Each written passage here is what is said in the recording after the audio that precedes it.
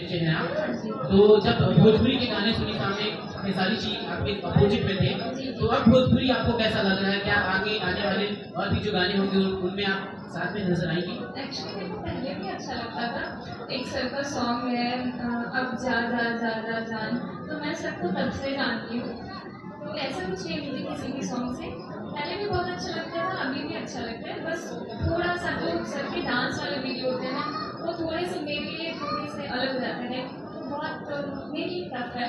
और मैं सोचती हूँ मतलब ज़्यादा टफ रहता है, सैड सॉन्ग तो नॉर्मल था, बाकी सारे सॉन्ग मुझे पसंद है। सौरभ द्विवेदी जी खेसारी जी के साथ अगर फिल्म में डेब्यू करने का मौका खेसारी जी देते हैं तो क्या आप करेंगे? जी जी बिल्कुल, आप क्वेश्चन में ही आंसर है, क्यों नहीं करेंगे। सवाल खेसारी जी से होगा। खेसारी जी, आपने कहा कि हर गाने में 20-25 लाख नहीं लगता, इस गाने में 20-25 लाख रुपए लगा है। मतलब टोटल गाने में 50 लाख का रुपए खर्चा हुआ है। 6 महीना बीत गया, किसी भी कलाकार का एक सिंगल वीडियो 100 मिलियन व्यूज नहीं है अभी तक। तो प्रोड्यूसर बड़े चिंतित है। प्रोड्यूसर आप लोग से नहीं कह पाते, लेकिन हम लोग जब बैठते हैं बीच में तो कहते हैं कि एक भी कलाकार का अभी तक 2026 में 100 मिलियन व्यूज नहीं है, तो कैसे रिकवरी हो पाएगा? देखिए, उसका एक सबसे बड़ा एक जो फैक्टर है ना, वो कहीं ना कहीं रील है। आजकल लोग यूट्यूब पे गाना कम, रील ज्यादा देख रहे हैं। जैसे हो क्या बना कि अभी प्रेमानंद का प्रवचन आ रहा है और जैसे स्क्रॉल कर तो तुरंत देवरा थोड़ी चटना बा। तो हम अस्थिर नहीं, हर आदमी भटका हुआ। अभी हम प्रेमानंद के प्रवचन सुनने के बाद तुरंत कोई ऐसा वेब सीरीज का सीन आ जाता है कि इंसान भटक जाता है। तो कहीं ना कहीं इसमें सरकार, आजकल के बच्चे बिगड़े हुए हैं और इतना ज्यादा हो गया है ना। अभी मुझे लगता है कि ये गाना मेरा 70 या 80 मिलियन होगा, कमर में दागी।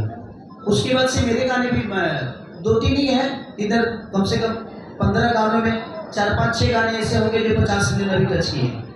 और ये विषय है, आप सही बोल रहे हैं, सवाल आपका बहुत सही है कि एज ए प्रोड्यूसर प्रयास करता है बेहतर करने के लिए, लेकिन व्यू का थोड़ा सा पंगा है। और इसलिए भोजपुरी में ही नहीं बल्कि हिंदी गानों में भी सेम प्रॉब्लम है, हर जगह से। क्योंकि वहाँ तो एडवर्टाइज बहुत लगते हैं, वहाँ तो पैसे भी लगाए जाते हैं व्यू बढ़ाने के लिए, लेकिन भोजपुरी में लोग पैसे नहीं लगाते।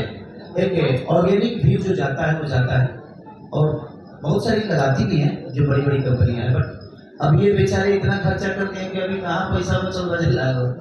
तो प्रयास है, लेकिन ऐसे रिच वीडियो का व्यू जब जाता है तो 50 मिलियन भी अगर चला जाता है तो उसका रिकवरी हो जाता है। क्योंकि सिर्फ यूट्यूब से ही नहीं बल्कि 80 प्लेटफॉर्म ऐसे हैं जहाँ से व्यू गेन होता है, और सबको जोड़ने पे अगर 50 मिलियन भी आपका गाना गया तो आराम से आप 40-50 लाख रुपये कमा लोगे। ये होता है क्योंकि इसकी रीच ज़्यादा होती है। बेहतर वीडियो का यही है कि इसका 1 मिलियन पे 50-60 हज़ार रुपये का एक रेशियो हो जाता है। अगर हर प्लेटफॉर्म से अगर देखा जाए तो 50 मिलियन तक रिकवर हो जाता है।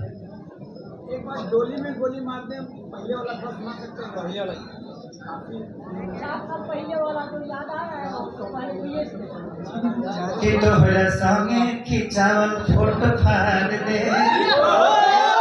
जहिया राजी बारात ता डोली में गोली मार दे।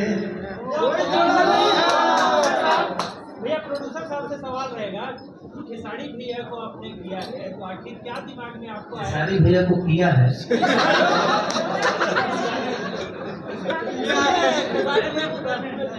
अभी मत बोलना कि खेसारी भैया को लिया है। अरे बोलिए कि खेसारी भैया को आपने इस गाने में लिया है, क्लियर करो। अब देखिए, देख लेना, उस समय से मैं बेहतर बातें कर रहा था तो किसी के चेहरे पे हंसी नहीं थी। यही संगीत है। आप लोग जो सवाल पूछते हो ना किसी से, तो अपनी भोजपुरी भाषा को गंदा किसी से सवाल मत करो, क्योंकि हमें बताना पड़ेगा कि भाई हर वर्ग के लिए अलग गाने हैं यार। ट्रैक्टर में ना भजन नहीं सुना जाता है, उसके लिए अलग मस्ती का, दारू पीने के बाद अलग दुनिया हो जाती है। आदमी जब बारात में निकलता है तो अलग दुनिया है। तो भाई इस होटल के बाद एक दूसरा होटल है ना, है कि नहीं है? तो एक होटल के बाद दूसरा होटल हो सकता है, और स्टेशन के बाद तड़क भड़काने नहीं हो सकते। तो हर वर्ग के लिए, हर बुढ़ापे में आदमी अलग सुनता है,